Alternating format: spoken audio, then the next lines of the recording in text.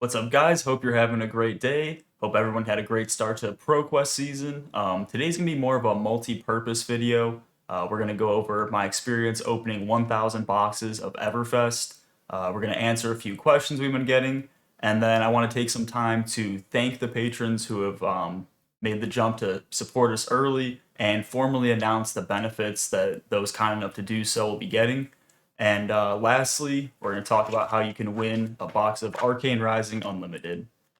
So yeah, needless to say, opening 1,000 booster boxes of Everfest was probably one of the coolest things I've ever done in my life.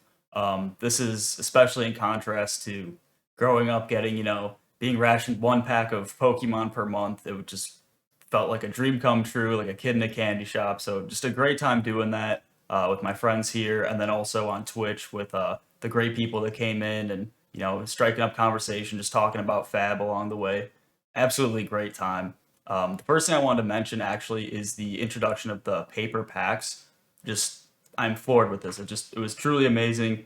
Having being opening so many boxes, the paper packs were very easy on my hands. I think that I can safely say I will no longer be at risk of getting arthritis like I once thought. So those were just so great. They rip open very easily, and of course the natural implications of them. We're gonna burn them all rather than throw them out and have them fill up some landfill. So great for the environment. Really happy about that. Um, I think resealed packs will be far easier to spot. We were sprinkling them around a little bit and opening them and messing with them, and I don't have any concerns for something like that. I know some people were a bit worried, and I would say that that just really wouldn't be a concern of mine. No issues with the protection of the cards either. I'm sure many of you have noticed that some of the cards in Everfest do have a little bit of edge wear on them. In particular, it'd be in the top left corner of the Majestic slots, and it was always in the same exact spot, and it wasn't on other rarities. We didn't have any damaged cold foils or skull caps or anything like that. So I think this was actually a print cut issue. Like a couple of the sheets of Majestics maybe had an issue. I wouldn't pin this on the paper packs. I think the cards overall are protected very well by them. As far as the actual set goes, this is my favorite set as a whole by far. Great variety of light and dark in the artwork. I love the carnival theme, but I'm also glad that it wasn't every single card. So each pack felt very fresh. Opening up that many, I still felt excitement all the way through, and just phenomenal art, phenomenal art.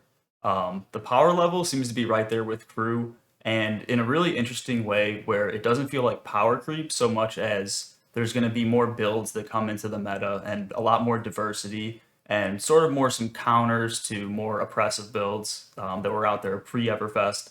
So I think they did a phenomenal job with the power scaling and then widening the card pool and the build pool essentially. The extended arts, absolutely love this edition. The only thing that I wish was that each class got a majestic extended art instead of just the four, or really three plus the generic. I would have loved to see like an illusionist, warrior majestic, everything. Even if it was just all the majestics, would be even better. But really love the addition of that. There being more of them, and then of course in the rare slot for a few classes. Again, absolutely love it. Really hoping that in the future every class can get the rare play set of the extend arts. Just phenomenal job there. And of course, Drippy Bravo, Starvo, Drippy Bravo. Um, the fact that the double side cold foiling is just so interesting, and it it gave an excitement that I haven't felt in a very long time opening cards. Where when you have the cards backwards coming out of the pack, you can see the yellow edge on the border, so you know that you're getting it beforehand. It kind of hits you a lot faster, and you're not expecting it. Like when you're peeling the cards back, you know the slot you're expecting the hidden, but there it's like it just bam right in your face. You know, like, oh, there's Bravo. It's like just one of the coolest chase cards there's ever been in a set. So yeah, all in all, love the new packs, love the set, love it for its art, love it for its playability, the chase cards, just everything. I think it was a complete home run. I'm itching to open more even after 1,000 boxes. So if that tells you anything, just what a phenomenal product. So moving on to a few of the questions we've gotten. The first one being, are you guys cracking more Everfest? If so, will you put up a video of the next mass box break? We're definitely going to crack more, probably another 1,000. We have a lot lined up to go forward. I'll be opening a lot of those on Twitch. And as far as the data goes, I'll be updating the sheet that is on Patreon. Um, I don't think there's going to be much more insight on pull rates as far as when you would get them and how many boxes per and all that. So I feel another video would probably be a bit redundant, but definitely going to keep accumulating that data. And if anything changes over time, I would put my discoveries right on YouTube. Um, so yeah. Next question, and possibly the most popular one. What do we do with all of the bulk?